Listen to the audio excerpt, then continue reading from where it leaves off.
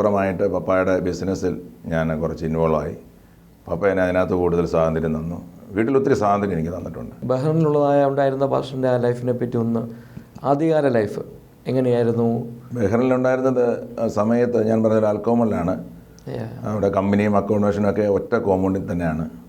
അവിടെ തന്നെ 2 ക്ലബ്ബുണ്ട്, സൈപ്രസ് ക്ലബ്ബും ഉണ്ട്, ഇന്ത്യൻ ക്ലബ്ബും ഉണ്ട്. അപ്പോൾ ആവശ്യത്തിലധികം കടത്തിൽ തന്നെ കടം മേടിക്കാനുള്ള സാഹചര്യം കൊണ്ടായിരുന്നു. നല്ലൊരു മദ്യപാനിയായിട്ട് അവിടെ തന്നെ മാറി വളർന്നു. ബ്രദറിൻ ലോയും ഞാനും വൈഫും കൂടെ ഒരുമിച്ചാണ് സ്നാനം എടുക്കുന്നത്.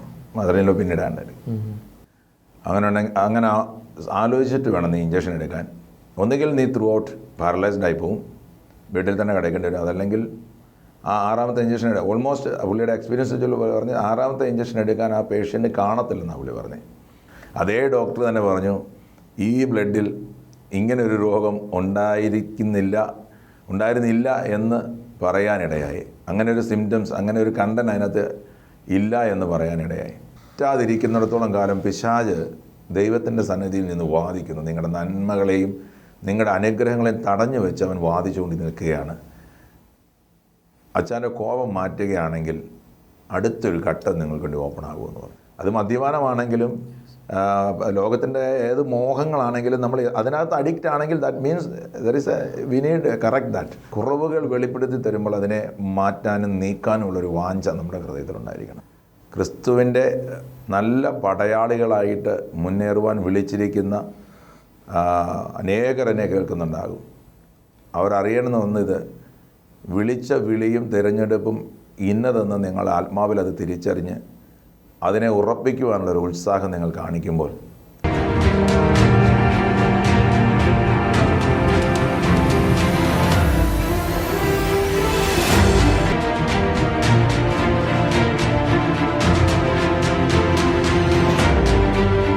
അങ്ങനെയാണ് ഈ ദൈവസന്നിധിയിലേക്ക് കൂടുതൽ അടുക്കാനും കാരണമായത്. ആ ഒരു 2ാമത്തെ കാരണം അത്. അങ്ങനെ ശുശ്രൂഷയിലേക്ക് 2017 ഏപ്രിൽ ഞാൻ അന്നത്തെ ദൈവദാസൻ്റെ അടുക്കൽ കടന്നു ചെല്ലുകയും ആ ദൈവദാസൻ എന്നോട് ദൂത് പറയുകയും ഞാൻ അങ്ങോട്ട് പറയുന്നതിന് മുമ്പ് തന്നെ ദൈവദാസൻ ഇങ്ങോട്ട് ദൂത് പറയാനിടയായി. നിങ്ങൾക്ക് വേണ്ടി ഞാൻ പ്രാർത്ഥിക്കുമ്പോൾ ദൈവം നിങ്ങളെ ശുശ്രൂഷയ്ക്ക് വേണ്ടി വേർതിരിക്കണമെന്ന് എന്നോട് സംസാരിച്ചു എന്ന് പറയാനിടയായി. ഞാൻ അങ്ങോട്ട് പറയാൻ ആഗ്രഹിക്കുന്നതിന് മുമ്പേ എൻ്റെ ഒരു പ്രാർത്ഥനയായിരുന്നു അത്. ദൈവദാസനിൽ കൂടി തന്നെ എന്നോടത് സംസാരിക്കണമെന്നുള്ളത്. അങ്ങനെ വീണ്ടും ഞാൻ പറയുകയും ദേവദാസന്മാർ 2 പേരും ഭവനത്തിൽ കടന്നു വന്ന് ഞങ്ങളെ ബ്ലെസ് ചെയ്ത് ശുശ്രൂഷയ്ക്ക് വേണ്ടി വേർതിരിക്കുകയായിരുന്നു.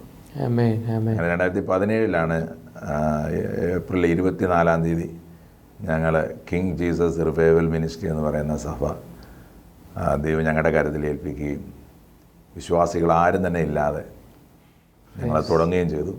അന്ന് ഞങ്ങളോടൊപ്പം ഇൻ ബിറ്റ്വീനിലൊക്കെ പ്രാർത്ഥിക്കാൻ കടന്നിരുന്ന ഒരു സഹോദരി ഞങ്ങളോടൊപ്പം ചേർന്ന് ഞങ്ങൾ 3 പേര് ഈ പ്രയർ ഹാളിലെ കസേരകൾ മുഴുവനും ഇട്ട്, അന്ന് എനിക്ക് പ്രസംഗിക്കാനോ ശുശ്രൂഷിക്കാനോ ഒന്നും എനിക്കറിയത്തില്ല.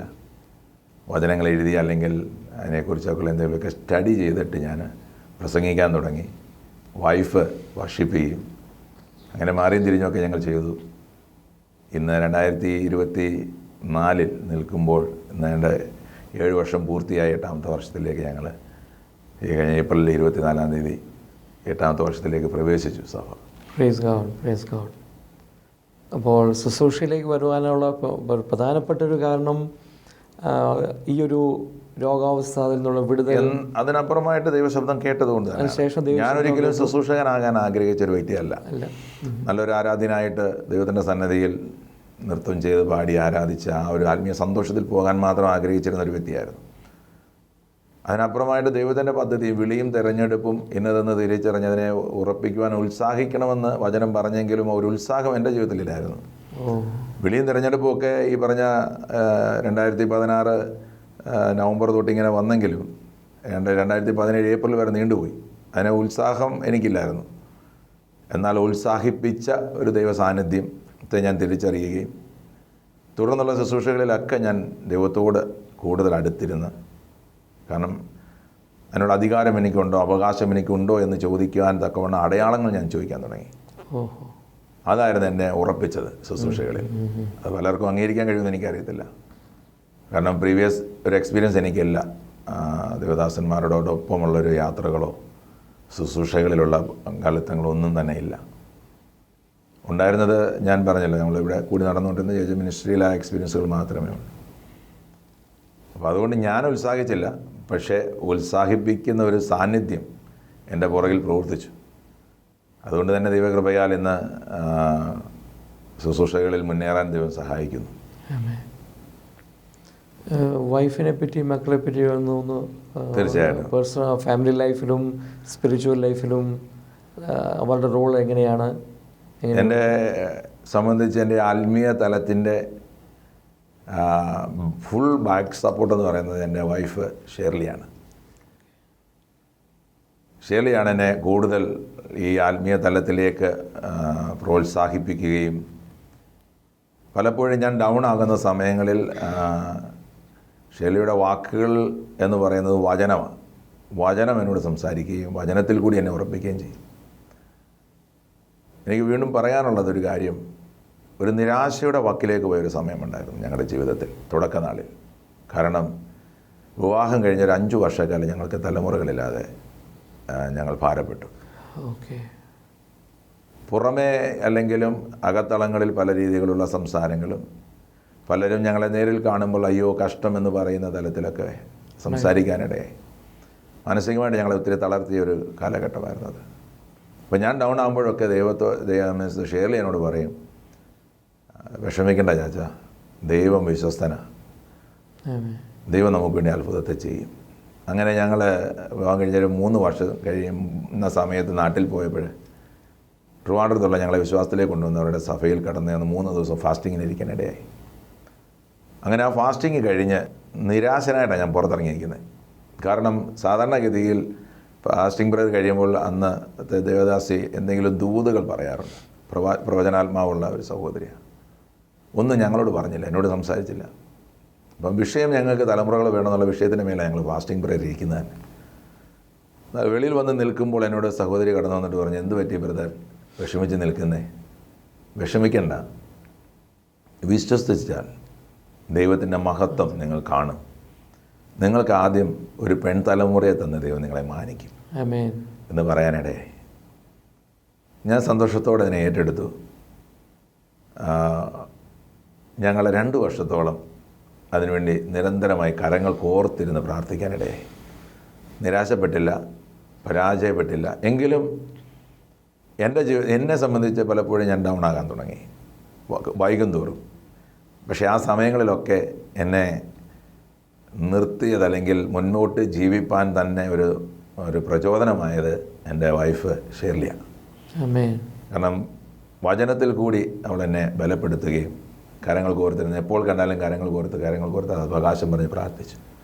അങ്ങനെ വീണ്ടും 2 വർഷം കൂടെ കഴിയുമ്പോൾ ദൈവം ഒരു മകളെ തന്നെ ദൈവം തന്നു. അതിനും ഒരു കാരണം ഞാൻ പറയാം. സാധാരണഗതിയിൽ നമ്മുടെ നാട്ടിലെ നടപ്പനുസരിച്ചിട്ടൊരു കുഞ്ഞുണ്ടായതിന് ശേഷമേ ഡ്രസ്സുകൾ മേടിക്കാറുള്ളൂ. എന്നാൽ ഇവിടെ നിന്ന് 4ാമത്തെ മാസം അവളെ ഞാൻ നാട്ടിലേക്ക് വിടുമ്പോൾ ഒരു പെൺകുഞ്ഞിന് വേണ്ടുന്ന എല്ലാ ഡ്രസ്സുകളും മാത്രം ഞങ്ങൾ മേടിച്ച് ആയിട്ടാണ് നാട്ടിലേക്ക് ഡെലിവറിക്ക് വേണ്ടി വിടുന്നത്. ജെൻഡർ അറിയാനുള്ള സാഹചര്യങ്ങളൊക്കെ ഉണ്ടായിരുന്നെങ്കിലും പറഞ്ഞു, വേണ്ട, അറിയണ്ട, നമുക്ക് വിശ്വാസത്താൽ നമുക്ക് പ്രാപിക്കാം. അങ്ങനെയാണ് കുഞ്ഞ്. ഒത്തിരി വെല്ലുവിളികൾ അതിൻ്റെ മധ്യത്തിലുണ്ടായിരുന്നു. മരണാസന്നമാകുന്ന ഒരു തലത്തിലേക്ക് കുഞ്ഞിൻ്റെ ഇതിലേക്ക് പോകുന്ന കോഡ് ചുറ്റിയിട്ടൊക്കെ പ്രയാസങ്ങളൊക്കെ ഉണ്ടായി. എന്നാൽ ദൈവാത്ഭുതം എല്ലായിടത്തും ചെയ്തു. കുഞ്ഞ് ജനിച്ച് ഡെലിവറി കഴിഞ്ഞ് കയ്യിൽ കിട്ടുമ്പോഴാണ് ഒരു പെൺകുഞ്ഞാണെന്നും ആ കുഞ്ഞിന് കെസിയ എന്ന് പേരിടണമെന്ന് ദൈവം പറഞ്ഞിരുന്നു. അങ്ങനെ ആ കെസിയ എന്ന പേരിട്ട് മോളിന്ന് +1 പഠിക്കുന്നു. അപ്പോൾ ആ ഒരു നിരാശയുടെ നടുവിൽ പോലും, പല പരാജയത്തിൻ്റെ നടുവിൽ പലപ്പോഴും എൻ്റെ വൈഫാണ് എന്നെ ആത്മീയതയിൽ കൂടി വളർത്തി എടുത്തത്. ദൈവത്തിന് എല്ലാ ക്രെഡിറ്റും കൊടുക്കുമ്പോൾ തന്നെ ഞാൻ അതിനെ സാഹചര്യം ഒരുക്കി തന്ന ഇങ്ങനൊരു നല്ലൊരു വൈഫിനെ ദൈവം ജീവിതത്തിലേക്ക് തരികയും അതിനെ ആത്മീയ തലത്തിൽ കൊണ്ടുവരാൻ എല്ലാത്തിനും കാരണം ഷേർലി തന്നെയാണ്. അവരുടെ ഒരു പ്രാർത്ഥനയാണ്. എൻ്റെ മദറിൻലോ ജംഗ്ഷനുകളിൽ പോയി നിന്ന് സുവിശേഷം പറയുന്ന ഒരു മദറിൻലോയാണ്. അടൂര് പല ദേശങ്ങളിലും പോകാവുന്ന മാക്സിമം പോകുന്ന ഒരു മാതാവാണ്. ഇന്നുകൊണ്ട് മമ്മി ഞങ്ങളുടെ ഒപ്പം ആയിരിക്കുന്നു. അപ്പം എൻ്റെ ആത്മീയ തലത്തിൻ്റെ ഒരു ഡെവലപ്മെൻറ്റിൻ്റെ എല്ലാ ബാക്ക് സപ്പോർട്ടും എൻ്റെ വൈഫ് തന്നെയായിരുന്നു. കുഞ്ഞുങ്ങളും അതുപോലെ തന്നെ ഞങ്ങളുടെ ആത്മീയ വിശ്വാസത്തിൻ്റെ പ്രാർത്ഥനയുടെയൊക്കെ എല്ലാ സപ്പോർട്ടും കുഞ്ഞുങ്ങളുടെ ഭാഗത്തുനിന്നും ഇപ്പോഴുണ്ട്. അവരും ആത്മീയ തലത്തിൽ ഇങ്ങനെ മാക്സിമം അവരെ കൊണ്ടാകുന്നത് പോലൊക്കെ എന്നെ സഹായിക്കുന്നു. മോള് നല്ല സപ്പോർട്ടീവാണ്. മകൻ 2 വർഷം കൂടെ കഴിയുമ്പോഴാണ് മകൻ്റെ കുറിച്ചുള്ള ദൂത് കേൾക്കുന്നത്. തലമുറ ലഭിക്കത്തില്ല എന്ന് ഡോക്ടേഴ്സുമാർ വിധി പറഞ്ഞെടുത്ത് മോള് ജനിച്ച് 2 വർഷം കഴിയുമ്പോൾ ഒരു ദേവദാസൻ്റെ അടുക്കൽ കടന്നു നിന്ന് ഞങ്ങളിങ്ങനെ പ്രാർത്ഥിക്കുമ്പോൾ ദേവദാസൻ പറഞ്ഞു, അച്ചായ ഒന്നല്ല, ഒരു ശമൂവേൽ ബാലനെ കൂടെ ദൈവം നിങ്ങൾക്ക് നൽകാൻ പോകുന്നു എന്ന് പറഞ്ഞു. അപ്പോൾ ഞങ്ങളുടെ ഒരു ആഗ്രഹം ഉണ്ടായിരുന്നു, വൈഫിനൊരു ആഗ്രഹം ഉണ്ടായിരുന്നു, ഇനി ദൈവം ഒന്നുകൂടെ തന്നാൽ 2 വർഷം കഴിഞ്ഞിട്ട് മതി. കാരണം സിസേറിയൻ ആയിരുന്നത് കൊണ്ട് ഒരു പ്രയാസമുള്ളത് കൊണ്ട് 2 വർഷം കഴിഞ്ഞിട്ട് മതി എന്നൊരു ആഗ്രഹം ഞങ്ങൾ തമ്മിൽ പറഞ്ഞിരുന്നു. അതും ദൈവം നിവർത്തിച്ചു. 2 വർഷം എന്നുള്ളത് 4 വർഷം കഴിയുമ്പോഴാണ് മോനെ നമുക്ക് കിട്ടുന്നത്. ദൂത് കേട്ട് 2 വർഷം വീണ്ടും കാത്തിരുന്നു. ആ കാത്തിരിപ്പിൻ്റെ സുഖം ഇന്ന് ഞങ്ങൾ അറിയുന്നു, അനുഭവിക്കുന്നു. കാരണം അതൊരു പ്രത്യാശയുടെ കാത്തിരിപ്പാണ്. പലപ്പോഴും പല വിശ്വാസികളുടെയും ജീവിതത്തിൽ നിരാശരായിട്ട് അവർ മടങ്ങിപ്പോകുന്ന ഒരു അനുഭവമുണ്ട്. പക്ഷേ എന്തുകൊണ്ടോ ദൈവത്തിൻ്റെ ആ പരിശുദ്ധാത്മാവ് ഞങ്ങളുടെ ജീവിതത്തിൽ തന്ന ഒരു കോൺഫിഡൻസ്, കാത്തിരിക്കാൻ തന്ന ഒരു കോൺഫിഡൻസ്, അത് ഒരു നന്മയിലേക്ക് എത്തിച്ചു. അനുഗ്രഹീതമായ വാഗ്ദത്ത സന്തതികളെ ദൈവത്തിൽ നിന്ന് പ്രാപിപ്പാൻ ഞങ്ങൾക്ക് കഴിയും. തലമുറകൾ രണ്ടുപേരും നല്ല രീതിയിൽ അവരെ ആവുന്നതുപോലെ എല്ലാം സഭയുടെ എല്ലാ ആക്ടിവിറ്റീസിലും അവർ ഞങ്ങളെ സപ്പോർട്ട് ചെയ്യുന്നു. കൃപയാൽ അങ്ങനെ പോകുന്നു. വൈഫ് നല്ല ഒരു ഫോളോ ചെയ്യാനും ചർച്ചിൻ്റെ, ഞാൻ പറഞ്ഞല്ലോ, ശുശ്രൂഷകളിൽ ഞാൻ നിൽക്കുന്നെങ്കിലും അതിനപ്പുറമായിട്ട് സഭാവിശ്വാസികൾക്ക് വേണ്ടുന്ന എല്ലാ ആത്മീയ ധൈര്യവും ഉറപ്പും ഒക്കെ കൊടുക്കാനായിട്ട് ഷെർലി ആവുന്നതിൽ അധികം പ്രാർത്ഥിക്കുകയും സപ്പോർട്ട് ചെയ്യുകയും ചെയ്തുകൊണ്ടിരിക്കുന്നു. വിശ്വാസികൾക്കും അത് നല്ലവണ്ണം അനുഗ്രഹമായി മാറുന്നതെന്നാണ് എൻ്റെ വിശ്വാസം. പക്ഷേ ഇത്രയും നാൾ കേരളത്തിലും ഖത്തറിലും ബഹറിലും ഒക്കെ ആയിരുന്നല്ലോ. അതെ. അനുഗ്രഹങ്ങൾ, നന്മകൾ, ഇങ്ങനെയുള്ള വിഷയങ്ങളൊക്കെ എങ്ങനെയാണ് അതിൻ്റെ ഒരു ബേസിക്? അതിൻ്റെ ബേസിക് എന്ന് പറഞ്ഞാൽ ഞാൻ ആദ്യം ബ്രദറിനോട് പറഞ്ഞതുപോലെ എല്ലാം സ്ക്രാച്ചിൽ നിന്ന് തുടങ്ങിയതാണ് ഞങ്ങൾ. ബേസ് എന്ന് പറയുന്നത് ഒന്നുമില്ലായ്മയിൽ നിന്നാണ് ദൈവം ഇത്രത്തോളം ദൈവം ഞങ്ങളെ എത്തിച്ചിരിക്കുന്നത്. ഇന്ന് ഞങ്ങളുടെ ജീവിതത്തിൽ ഞങ്ങൾ അനുഭവിക്കുന്ന നന്മകളും എല്ലാം ദൈവം തന്നത് തന്നെയാണ്, ദൈവം തന്നത് മാത്രമേ ഉള്ളൂ. പ്രത്യേകിച്ച് എനിക്ക് പറയാനുള്ളത്, ഞങ്ങൾ ഈ വിശ്വാസത്തിലേക്ക് കടന്നു വന്ന് 2004 രക്ഷിക്കപ്പെട്ട് സ്നാനപ്പെട്ട് കർത്താവായ ക്രിസ്തുവിനെ രക്ഷിതാവായി സ്വീകരിച്ച് വിശ്വാസത്തിൽ കടന്നു വന്ന് നല്ല ആരാധീരായിട്ട് വിശ്വാസികളായിട്ട് മുന്നോട്ട് പോകുമ്പോൾ തന്നെ ഞങ്ങളുടെ ഹൃദയത്തിലെ ആഗ്രഹങ്ങളെല്ലാം ദൈവം തന്നു മാനിച്ചു. ഒരു 5 സെൻറ്റ് ഭൂമി ആഗ്രഹിച്ച ഞങ്ങൾക്ക് അതിൻ്റെ ഒരു 3 അല്ലെങ്കിൽ 4 ടൈംസ് മോർ ഞങ്ങൾക്ക് തന്ന് ദൈവം മാനിച്ചു. ഞങ്ങൾ ആഗ്രഹിച്ചത് ഒരു കൊച്ചു വീട് വെക്കാൻ ഒരു 5 സെൻറ്റ് സ്ഥലം ആഗ്രഹിച്ചു. പക്ഷേ ആ ദൈവത്തിൻ്റെ ആഗ്രഹം വേറൊന്നായിരുന്നു. ആ തലത്തിൽ ദൈവം ഞങ്ങളെ മാനിച്ചു. അതും ഒരു മിറക്കിളായിട്ടാണ് ദൈവം ഞങ്ങൾക്ക് ചെയ്തത്. സാമ്പത്തിക ഒരുക്കങ്ങളൊക്കെ ദൈവം ചെയ്തു തന്നത് വലിയൊരു മിറക്കിളായിട്ടാണ്. വീണ്ടും ഞങ്ങളൊരു ഭവനത്തിന് വേണ്ടി ആഗ്രഹിച്ചു. ഞങ്ങൾ ആഗ്രഹിച്ച ഒരു തലമുണ്ടായിരുന്നു.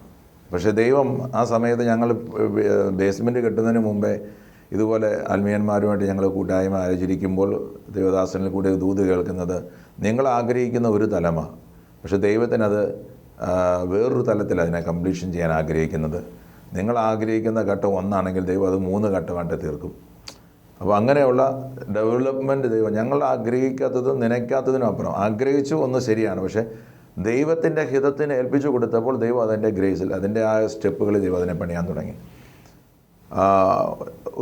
ഒരു സമയത്ത് ഞങ്ങൾ വിശ്വാസത്തിൽ കടന്നു വന്ന് ഒരു സമയപരിധി ആയപ്പോൾ അപ്പോൾ ഞങ്ങൾ അനുഗ്രഹിക്കപ്പെടാൻ തുടങ്ങി, ഒത്തിരി ബ്ലെസ്ഡ് ആകാൻ തുടങ്ങി. അറിയാത്ത വഴികളിൽ കൂടി ദൈവത്തെ ഞങ്ങളുടെ ആവശ്യങ്ങളിലൊക്കെ പറയും, കർത്താവേ ഇത്രത്തോളം ഞങ്ങൾക്ക് വേണം, ഞങ്ങൾക്കിപ്പോൾ ഇത്രത്തോളം ചിലവ് കൂടുന്നു.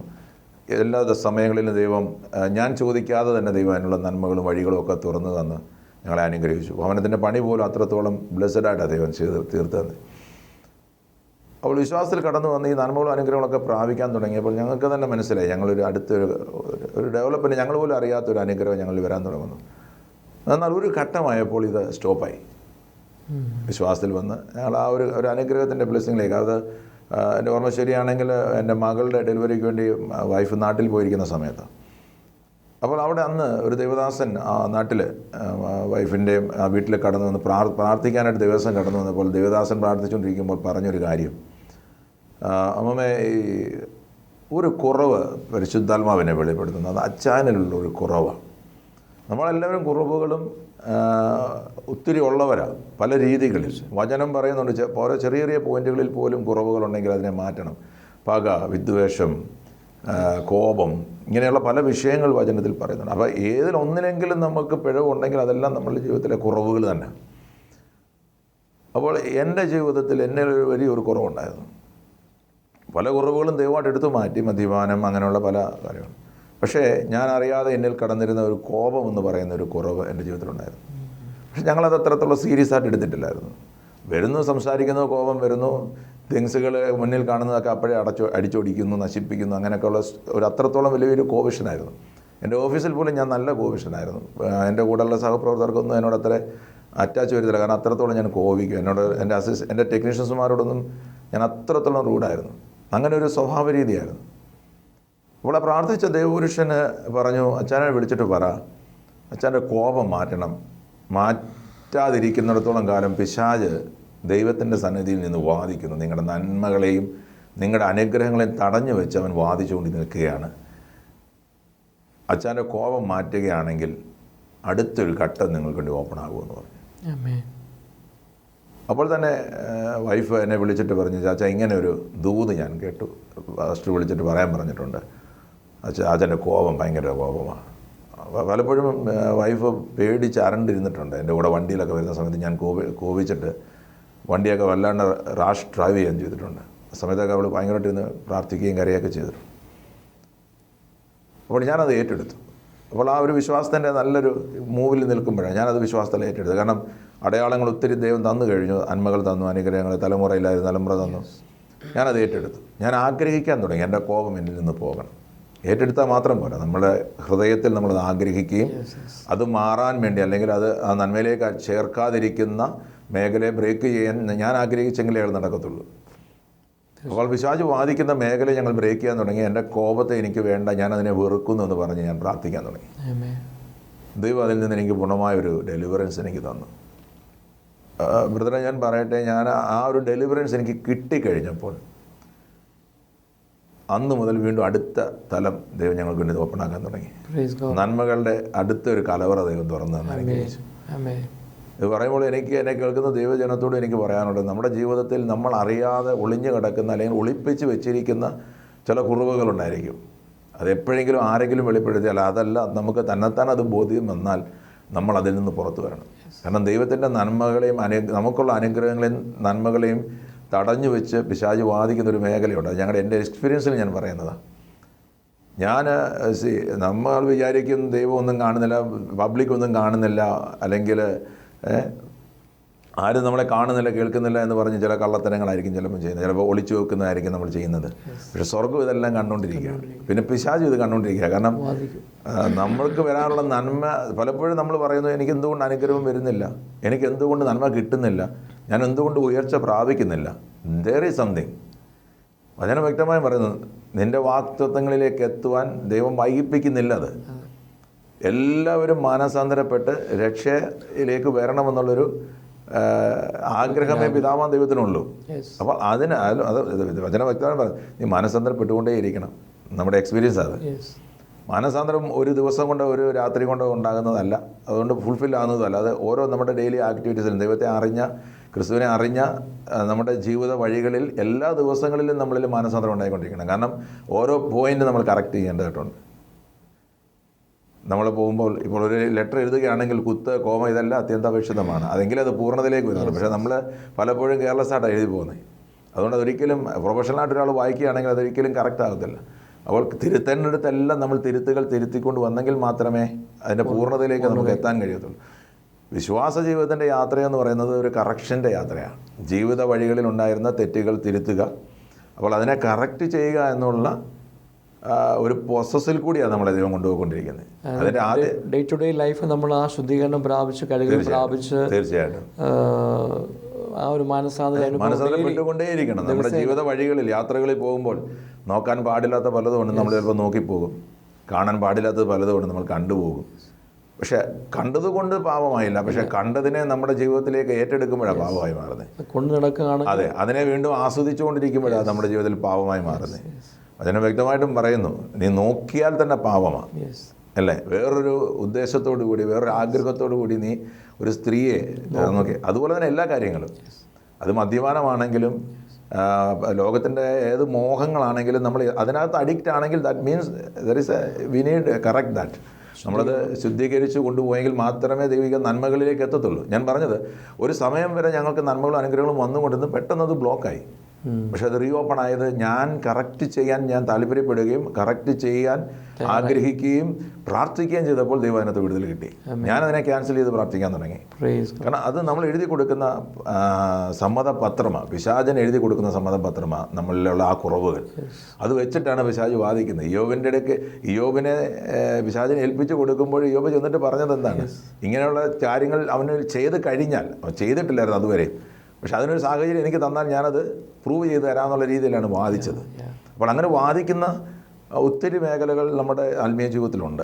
പ്രത്യേകിച്ച് ശുശ്രൂഷകളിൽ നിൽക്കുമ്പോൾ അതിൻ്റെ ഒരു എക്സ്പീരിയൻസ് വേറെയാണ്.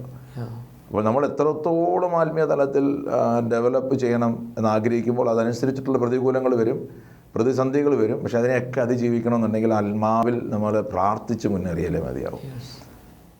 അപ്പോൾ അതൊരു വലിയൊരു എക്സ്പീരിയൻസ് ആയിരുന്നു ഞങ്ങളുടെ ജീവിതത്തിൽ. കുറവുകൾ വെളിപ്പെടുത്തി തരുമ്പോൾ അതിനെ മാറ്റാനും നീക്കാനും ഉള്ളൊരു വാഞ്ച നമ്മുടെ ഹൃദയത്തിലുണ്ടായിരിക്കണം. അവിടെ അടുത്തൊരു തലം ഓപ്പൺ ആകും. നമ്മുടെ വാഗ്ദത്തങ്ങൾ ഒരിക്കലും, കാരണം വ്യക്തമായിട്ട് നമുക്കറിയാം കർത്താവായ ദൈവം നമ്മളോട് പറഞ്ഞിട്ടുള്ള വാഗ്ദത്തങ്ങളിൽ അവൻ വിശ്വസ്തനാണ്. അവനത് പൂർത്തീകരിക്കുന്ന ദൈവമാണ്, നടത്തി തരുന്ന ദൈവമാണ്. അപ്പോൾ അങ്ങനെയുള്ളൊരു വിശ്വാസം നമ്മുടെ ജീവിതത്തിൽ ഉണ്ടായിരിക്കണം. ലഭിച്ചു കഴിഞ്ഞു എന്നുള്ള വിശ്വാസം ഒന്ന് നമുക്കുണ്ടായിരിക്കണം. രണ്ട്, അതിന് തടസ്സമായിട്ട് എന്തെങ്കിലും നിൽപ്പുണ്ടെങ്കിൽ അതിനെ മാറ്റാനുള്ള മനസ്സൊരുക്കം നമ്മുടെ ജീവിതത്തിൽ ഉണ്ടായിരിക്കണം. മനസ്സൊരുക്കത്തോടിരുന്നെങ്കിൽ മാത്രമേ, പ്രാർത്ഥനയോടുകൂടി ഇരുന്നെങ്കിൽ, വിശ്വസ്തയോടുകൂടി നിന്നെങ്കിൽ മാത്രമേ നമ്മളിൽ ആ ദൈവത്തിൻ്റെ നീതി വെളിപ്പെടുത്തുള്ളൂ. അപ്പോൾ എന്നെ കേൾക്കുന്ന ജനത്തോട് എനിക്ക് പറയാനുള്ളത് അത് തന്നെയാണ്. നമ്മളിലുള്ള കുറവുകളായിരിക്കാം നമ്മുടെ അടുത്ത ഒരു തലം ഓപ്പണാകാൻ തടസ്സമായി നിൽക്കുന്നത്. നന്മയ്ക്ക്, അനുഗ്രഹത്തിന്, അല്ലെങ്കിൽ ഒരു രോഗസൗഖ്യത്തിന് തടസ്സമായി നിൽക്കുന്നത് അതായിരിക്കാം. അങ്ങനെ പാസ്റ്ററിൻ്റെ ഫാമിലി ലൈഫും സഭാ ജീവിതവും ഔദ്യോഗിക ജീവിതവും മൂന്നും കൂടെ ഒരുമിച്ച് ബാലൻസ് ചെയ്ത് പോകാൻ സാധിക്കുന്നുണ്ടോ? എന്തെങ്കിലും തടസ്സമുണ്ടോ? സ്മൂത്തായിട്ട് പോകുന്നുണ്ടോ? തടസ്സമായിട്ടൊന്നും എനിക്ക് തോന്നിയിട്ടില്ല. കാരണം ഞാൻ വാഗ്ദത്തങ്ങളിൽ വിശ്വസിക്കുന്നു. ഞങ്ങൾ പലപ്പോഴും ചോദിച്ചു, കർത്താവേ, ഞങ്ങൾ തുടർന്ന് എങ്ങനെയാ, ജോലിയിൽ നിൽക്കണോ, ശുശ്രൂഷയിൽ തന്നെ പോകണമോ എന്ന് ചോദിച്ചപ്പോഴൊക്കെ ദൈവം പറഞ്ഞ ചില സന്ദേശങ്ങളും ദൂതുകളുമുണ്ട്. ആ ഒരു ബലത്തിലാണ് ഞാൻ മുൻപോട്ട് പോകുന്നത്. ജോലിയിൽ അവാൾ ഗൾഫിൽ എന്ന് പറഞ്ഞ കമ്പനിയിലാണ് ഞാൻ ആദ്യം വർക്ക് ചെയ്തിരുന്നത്. 14.5 വർഷത്തോളം, 15 ഇയേഴ്സോളം ഞാൻ വർക്ക് ചെയ്തു.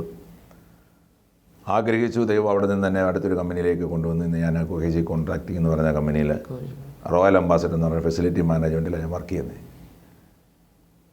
ഞാൻ പറഞ്ഞാൽ അർഹിക്കാത്ത നന്മകൾ തന്ന ദൈവം എന്നെ മാനിച്ചിട്ടുണ്ട്. ഞാൻ തുടക്കം ബഹ്റൈനിൽ വെറും 80,000 സാലറിയിൽ തുടങ്ങിയ ജീവിതമാണ് എൻ്റെ. ഒത്തിരി കഷ്ടങ്ങളുടെയും നഷ്ടങ്ങളുടെയും നടുവിൽ നിന്ന് ദൈവം അവിടെ തുടക്കം കുറിപ്പിച്ച് അന്നു മുതൽ ഇന്നു വരെയും ദൈവത്തിൻ്റെ കൃപയാൽ കുറഞ്ഞു പോകാൻ ദൈവം അനുവദിച്ചിട്ടില്ല. വചനം പറയുന്നു, നിങ്ങൾ നാളെക്കുറിച്ച് വിചാരപ്പെടരുത്, ആ വിചാരം എനിക്കുള്ളതാണ്. അപ്പോൾ ആ വിചാരങ്ങളൊന്നും ഇന്ന് വരെ എൻ്റെ ജീവിതത്തിൽ വന്നിട്ടില്ല, എൻ്റെ ദൈവത്തെ അറിഞ്ഞ നാൾ മുതൽ. അതിനു മുമ്പെല്ലാം ഞാൻ നാളെ എന്താകും, എത്ര കാലം ഉണ്ടാകുമെന്നൊക്കെ ഒത്തിരി വിചാരപ്പെട്ട സമയങ്ങളുണ്ട്. എന്നാൽ ഈ കർത്താവായ യേശു ക്രിസ്തുവിനെ അറിയുകയും രക്ഷിതാവായി സ്വീകരിക്കുകയും ക്രിസ്തുവിൽ വളരാൻ ഞാൻ ആഗ്രഹിക്കുകയും ചെയ്തപ്പോൾ ദൈവം തന്ന ദർശനങ്ങൾ അതനുസരിച്ച് ജീവിക്കാൻ ഞാൻ തുടങ്ങിയപ്പോൾ ജീവിതത്തിൽ ഒത്തിരി മാറ്റങ്ങൾ ദൈവൻ്റെ ജീവിതത്തിൽ തന്നു. അറിയാത്ത വഴികളിൽ കൂടി ദൈവം കൊണ്ടുപോയി. ജോലിയിൽ ഇപ്പോൾ ഞാൻ ആയിരിക്കുന്ന പൊസിഷൻസ് പോലും ദൈവം എനിക്ക് നൽകിയ പൊസിഷൻസ്. ഞാൻ ചോദിച്ചതല്ല, ഞാൻ ചോദിച്ച് വാങ്ങിച്ചതല്ല.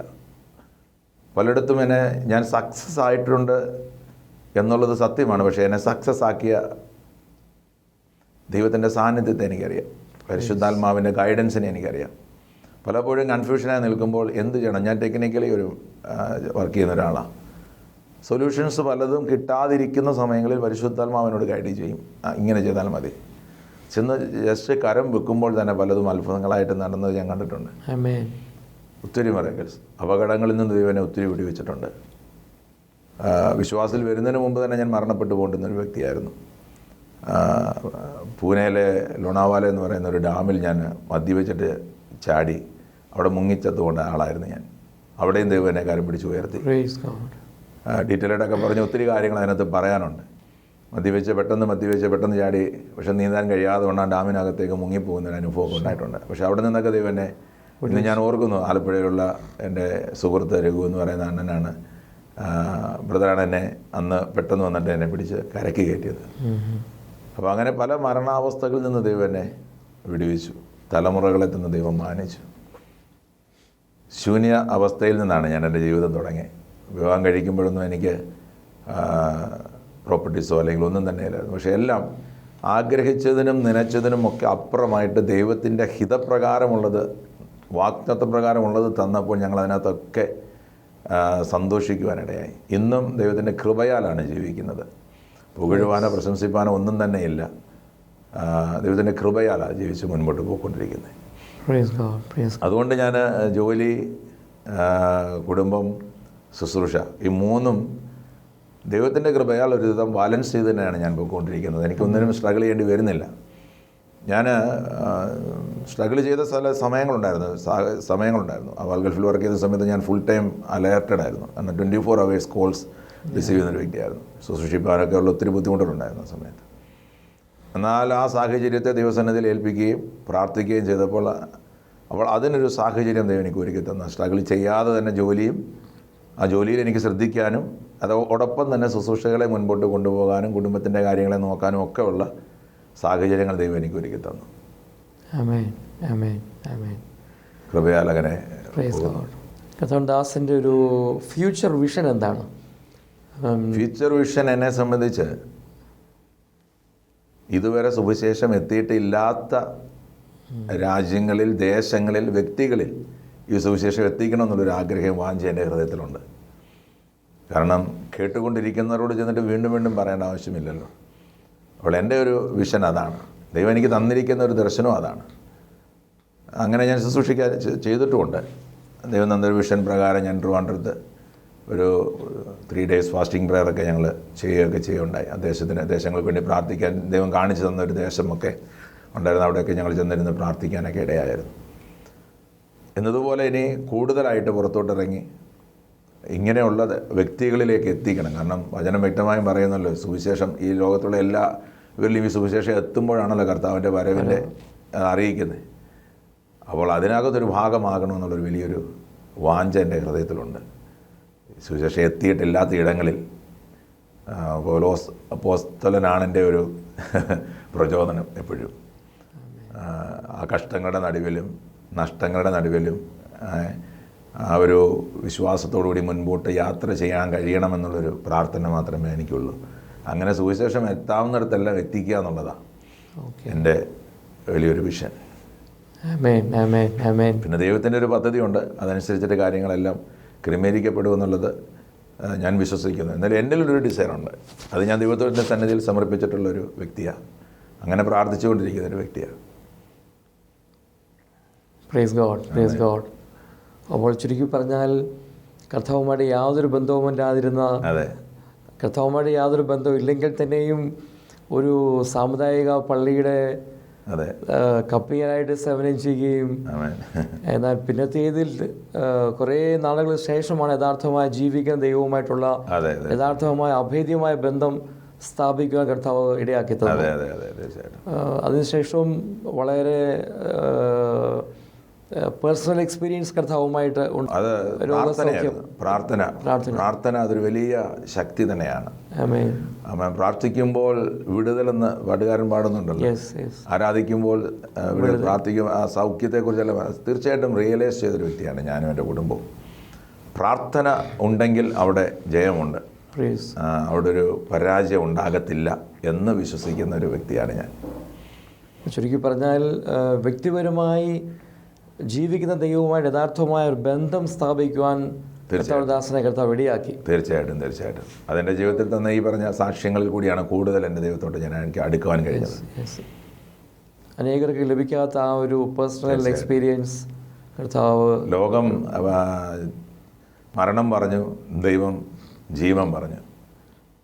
മരിച്ച കർത്താവായ യേശുക്രിസ്തു 3-ാം ദിവസം ഉയർത്തെഴുന്നേറ്റു എന്നുള്ള സത്യം അതെൻ്റെ ജീവിത സാക്ഷ്യത്തിൽ കൂടി തന്നെ എനിക്ക് വെളിപ്പെട്ടു. കാരണം ഇന്ന് നമ്മുടെ കർത്താവ് ഒരിക്കലും കൊല്ലുന്ന കർത്താവല്ല. മരിപ്പിക്കുന്ന കർത്താവല്ല, മരണത്തിൽ നിന്ന് ഉയർത്തെഴുന്നേൽപ്പിക്കുന്ന കർത്താവ്, ജീവിപ്പിക്കുന്ന കർത്താവ്. അത് വചനത്തിൽ കൂടി തന്നെ പല സാക്ഷ്യങ്ങളിൽ കൂടി തന്നെ കർത്താവായ യേശുക്രിസ്തുവിൻ്റെ ശുശ്രൂഷകളിലൊക്കെ അത് വെളിപ്പെടുത്തിയിട്ടുണ്ടാവും. ഫൈനലി കർത്താവായ യേശുക്രിസ്തുവിൽ തന്നെ അത് വെളിപ്പെട്ടു. ആർക്കും അവനെ അടക്കി വെക്കുവാൻ കഴിഞ്ഞില്ല. ആ ഒരു ഉയർപ്പ് എൻ്റെ ജീവിതത്തിന്, അത് ബ്രദറിൻ്റെ ജീവിതത്തിന്, അനേക മാനവജാതിയുടെ രക്ഷയ്ക്ക് വേണ്ടി ആയിരുന്നു എന്നുള്ള സത്യത്തെ നമ്മളത് തിരിച്ചറിയാൻ കഴിഞ്ഞാൽ തീർച്ചയായിട്ടും നമ്മുടെ ജീവിതത്തിൽ വിടുതലുണ്ട്. ഒത്തിരി അനുഭവ സാക്ഷ്യങ്ങൾ ഞങ്ങളുടെ സഭകളിൽ തന്നെ കാണുകയും കേൾക്കുകയും ചെയ്യുന്നുണ്ട്. അനേകരെ പേര് വെളിപ്പെടുത്തുകയും അവരെ ഞങ്ങൾ കോണ്ടാക്റ്റ് ചെയ്യുകയും, ഞങ്ങൾ പോലും അറിയാത്ത വ്യക്തികളുടെ പേരുകൾ വെളിപ്പെടുത്തി അവരുമായിട്ട് കോണ്ടാക്റ്റ് ചെയ്ത് അവരുടെ ജീവിത സാഹചര്യങ്ങളെ പരിശുദ്ധാത്മാവ് വെളിപ്പെടുത്തി അവിടെ കടന്നു ചെല്ലുമ്പോൾ അവരുടെ ജീവിത സാഹചര്യം അങ്ങനെ തന്നെയാണെന്ന് കാണുകയും അവർക്ക് വേണ്ടി പ്രാർത്ഥിക്കുകയും, കട്ടിലിൽ കിടന്ന വ്യക്തി ജീവിതങ്ങൾ എഴുന്നേൽക്കുകയും നടക്കുകയും ഇന്ന് തുള്ളിയും ചാടി ആരാധിക്കാൻ വേണ്ടി ആലയത്തിലേക്ക് കടന്നു വരികയും ചെയ്യുമ്പോൾ ഒന്നും ഞങ്ങളുടെ കഴിവുകളല്ല, ദൈവത്തിൻ്റെ ചില പദ്ധതികൾ, ദൈവത്തിൻ്റെ ചില ഹിതങ്ങൾ. ഒന്നെനിക്കറിയാം, കർത്താവ് വിളിച്ച വിളി വീണിട്ട് കിടക്കുന്ന, അല്ലെങ്കിൽ കർത്താവിൻ്റെ ദർശനം ഉള്ള ഒരു വ്യക്തി ഒരിക്കലും നഷ്ടപ്പെട്ടു പോകാൻ ദൈവം അനുവദിക്കത്തില്ല. അവരെ കളത്തിനകത്തേക്ക് കൊണ്ടുവരാം. വളരെ സന്തോഷം.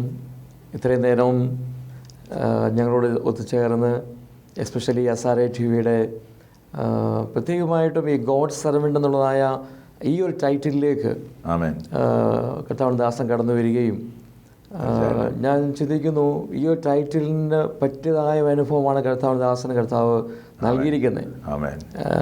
You are really A God servant. അങ്ങനെ യാതൊരു ബാക്ക്ഗ്രൗണ്ടും ഇല്ലാതിരുന്നിട്ടും അതിലേക്ക് കടന്നു വരുവാൻ കർത്താവ് സഹായിച്ചു. It's A great calling, it's A great calling.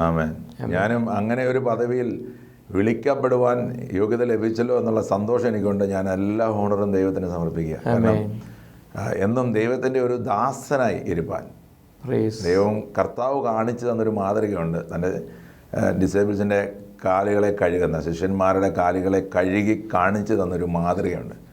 ആ ഒരു ദാസ്യത്തിൽ ക്രിസ്തുവിൻ്റെ അല്ലെങ്കിൽ ദൈവത്തിൻ്റെ ആ ദാസൻ എന്നുള്ള നിലയിൽ അറിയപ്പെടാനാണ് ഞാൻ ആഗ്രഹിക്കുന്നത്. ഒരിക്കലും ആ ഒരു എന്താ പറയുന്നത് പൊസിഷനിലേക്കുപരിയായി ഗോഡ് സെർവന്റ് എന്ന് വിളിക്കപ്പെടുവാൻ എനിക്ക് ലഭിച്ച ഭാഗ്യത്തെ ഓർത്ത് ഞാൻ ദൈവത്തെ കണ്ടമാനം സ്തുതിക്കുന്നു. അങ്ങനെ ഒരു ടൈറ്റിലിൽ തന്നെ മുൻപോട്ട് ഇങ്ങനെ ഒരു ടൈറ്റിലിൽ തന്നെ ഈ ഒരു പ്രോഗ്രാമിൽ എനിക്ക് പങ്കെടുക്കാൻ കഴിഞ്ഞാൽ ഞാൻ ദൈവത്തെ സ്തുതിക്കുന്നു. എൻ്റെ കഴിവ് എൻ്റെ മിടുക്കമൊന്നുമല്ല, ദൈവം ചെയ്ത വലിയൊരു ഹോണറാണ് എൻ്റെ ജീവിതത്തിൽ. ഇതുവരെ നമ്മെ കേട്ടുകൊണ്ടിരുന്നതായ SRA ചാനലിൻ്റെ പ്രേക്ഷകർ അനേകരാണ്. ഏകദേശം 1,00,000-ഓളം അടുത്തു വരുന്നു. As A God servant SRA TV ചാനലിലെ പ്രേക്ഷകരോട് കർത്താവിൻ്റെ ദാസന് എന്താണ് പ്രത്യേകമായി പറയുവാനുള്ളത്? എസ്പെഷ്യലി നമ്മളിപ്പോൾ ആയിരിക്കുന്നത് 2024-ലാണ്. കർത്താവിൻ്റെ വരവുമായിട്ട് ബന്ധപ്പെട്ട്, കർത്താവിൻ്റെ ദാസൻ്റെ ശുശ്രൂഷയുമായി ബന്ധപ്പെട്ട് പ്രേക്ഷകരോട് പ്രത്യേകമായിട്ട് എന്ത് മെസ്സേജാണ് പാസ്റ്റർ കൊടുക്കാനുള്ളത്? എന്നെ സംബന്ധിച്ച് എന്നെ കേൾക്കുന്ന ജനത്തോട് എനിക്ക് പറയാനുള്ളത്, കർത്താവായ യേശു ക്രിസ്തുവിനെ അറിയുക എന്നുള്ളത് ഒന്നാമത്തെ കാര്യം. വചനം വ്യക്തമായി പറയുന്നു, ചെവിയുള്ളവൻ കേൾക്കട്ടെ എന്ന് പറയുന്നു. നിങ്ങൾ കേൾക്കുന്ന വചനത്തെ നിങ്ങൾ അക്സെപ്റ്റ് ചെയ്യുകയും ഈ ക്രിസ്തുവിനെ ധരിക്കുകയും ചെയ്യുക. അതിനപ്പുറമായിട്ട് ക്രിസ്തുവിനെ പ്രദർശിപ്പിക്കുന്നവരായിട്ട് നമ്മൾ മാറണം. നമ്മുടെ ജീവിതത്തിലെ സാക്ഷ്യങ്ങൾ മറ്റൊരാളോട് ഏറ്റുപറയുവാനും ഈ ക്രിസ്തുവിനെ വെളിപ്പെടുത്തുന്നവരുമായിട്ട് നമ്മൾ ഓരോരുത്തരും മാറണം. ഒരാളിൽ നിന്ന് മറ്റൊരാളിലേക്ക് ഈ സുവിശേഷം എത്തിക്കുന്നവരായിട്ട് നമ്മൾ ഓരോരുത്തരും മാറണം. ക്രിസ്തുവിൻ്റെ നല്ല പടയാളികളായിട്ട് മുന്നേറുവാൻ വിളിച്ചിരിക്കുന്ന അനേകർ എന്നെ കേൾക്കുന്നുണ്ടാകും. അവരറിയണമെന്ന് ഒന്നിത്, വിളിച്ച വിളിയും തിരഞ്ഞെടുപ്പും ഇന്നതെന്ന് നിങ്ങൾ ആത്മാവിൽ അത് തിരിച്ചറിഞ്ഞ് അതിനെ ഉറപ്പിക്കുവാനുള്ളൊരു ഉത്സാഹം നിങ്ങൾ കാണിക്കുമ്പോൾ അനേകരിലേക്ക് ഈ സത്യസുവിശേഷത്തെ എത്തിക്കാൻ കഴിയും. പ്രത്യേകിച്ച് ഈ കാലഘട്ടം നമ്മുടെ മുമ്പിൽ കാണുന്ന പല സാഹചര്യങ്ങൾ, വിളിച്ചറിയിക്കുന്ന യുദ്ധത്തിൻ്റെ ശ്രുതികൾ, സ്നേഹമില്ലാതെ പോകുന്ന പല കാഴ്ചപ്പാടുകൾ, പല സാക്ഷ്യങ്ങൾ നമ്മൾ കാണുന്നു. അപ്പോൾ കർത്താവായ യേശുക്രിസ്തുവിൻ്റെ വരവ് അടുത്തിരിക്കുന്നു എന്നുള്ള ഒരു സന്ദേശമാണ് ഇപ്പോൾ നമ്മൾ വചനാടിസ്ഥാന പ്രകാരമുള്ള പല കാര്യങ്ങളും ഇന്ന് ലോകത്ത് നമ്മൾ കണ്ടുകൊണ്ടിരിക്കുമ്പോൾ ഈ സുവിശേഷത്തിൻ്റെ നല്ല സാക്ഷികളായി നിന്ന് ദൈവത്തിൻ്റെ നാമം ഉയർത്തുകയും പിതാവായ ദൈവത്തെ വെളിപ്പെടുത്തുകയും ചെയ്യുന്നവരായിട്ട് നമ്മൾ ഓരോരുത്തരും മാറാൻ ആമേൻ നമ്മൾ ശ്രമിക്കണം. അതിന് ദൈവം നിങ്ങളെ സഹായിക്കട്ടെ. പാസ്റ്റർ ജോൺ ജോർജ്, വളരെ സന്തോഷം കടന്നു വരികയും കർത്താവിൻ്റെ ദാസൻ്റെ അനുഭവങ്ങൾ സാക്ഷ്യങ്ങളൊക്കെയും ഞങ്ങളോട് പ്രത്യേക അസാരി TV പ്രേക്ഷകരോട് അറിയിച്ചത് വളരെ സന്തോഷമുണ്ട്. കർത്താവ് ധാരാളമായി അനുഗ്രഹിക്കട്ടെ. കർത്താവിൻ്റെ ദാസൻ്റെ കുടുംബജീവിതവും ഔദ്യോഗിക ജീവിതവും സഭാ ജീവിതവും ഈ ദൈവസഭയെ കർത്താവ് വളരെ വർദ്ധിപ്പിക്കട്ടെ. അനേകരെ നേടുവാൻ കർത്താവ് എടുത്തുപയോഗിക്കട്ടെ. ഞങ്ങൾ ആത്മാർത്ഥമായി പ്രാർത്ഥിക്കുകയും ചെയ്യുന്നു. Thank you. എല്ലാത്തിനും വളരെ സന്തോഷവും നന്ദി അറിയിക്കുന്നു. ചെറിയ ചുരുക്ക വാക്കുകളിലെ പറയാൻ എനിക്ക് കഴിഞ്ഞുള്ളതെന്ന് എനിക്കറിയാം. ജീവിത സാക്ഷ്യം ഒത്തിരി വലുതാണ്. ദൈവം ചെയ്ത ഉപകാരങ്ങളൊന്നും മറക്കാൻ കഴിയാത്തതാണ്. ഇങ്ങനൊരവസരം തന്ന അസീരി ചാനലിനോടും അതിൻ്റെ എല്ലാ ടീം മെമ്പേഴ്സിനോടും ഡയറക്ടേഴ്സിനോടും ഒക്കെ ഉള്ള പ്രത്യേക സ്നേഹവും നന്ദി ഒരിക്കൽ കൂടി ഞാൻ അറിയിക്കുന്നു. പ്രത്യേകിച്ച് റജീബ്രദറിനോടൊപ്പം ഇരുന്ന് എൻ്റെ സാക്ഷ്യങ്ങളെ ഷെയർ ചെയ്യുവാൻ ദൈവം സഹായിച്ചതിനെ ഓർത്ത് ഞാൻ ദൈവത്തെ സ്തുതിക്കുന്നു. റജീബ്രദറിനെ ഓർത്ത് ഞാൻ ദൈവത്തെ പ്രാർത്ഥിക്കുന്നു. സഹായിക്കട്ടെ. കാണുവാൻ കഴിഞ്ഞു സന്തോഷത്തോടെ ഇരിക്കാൻ ദൈവം സഹായിക്കട്ടെ. ഈ സ്നേഹബന്ധത്തെ നമുക്ക് തുടർന്നും മുന്നോട്ട് കൊണ്ടുപോകാം. Praise God. അസാരി TV ചാനൽസിലെ എല്ലാ പ്രേക്ഷകരും വീണ്ടും നന്ദി അറിയിക്കുകയാണ്. ഇത്രയും സമയം വളരെ ശ്രദ്ധയോടുകൂടി കർത്താവിൻ്റെ ദാസൻ്റെ അനുഭവ സാക്ഷ്യങ്ങളെ കേൾക്കുവാൻ തക്കോണം നിങ്ങളെ കാണിച്ച ക്ഷമയ്ക്കായി, സമയത്തിനായി, നിങ്ങളുടെ വിലയേറിയ സമയത്തിനായി നന്ദി അറിയിക്കുകയാണ്. ഇതുപോലെ അനേകം സാക്ഷ്യങ്ങൾ വീണ്ടും നമുക്ക് ഈ ദിവസം കേൾക്കുവാൻ കർത്താവ് റെഡിയാക്കി തീർക്കും. പ്രതീക്ഷയോടെ കാത്തിരിക്കാം. എല്ലാവരെയും കർത്താവ് സഹായിക്കുമാറാകട്ടെ. ആമേൻ. Praise God.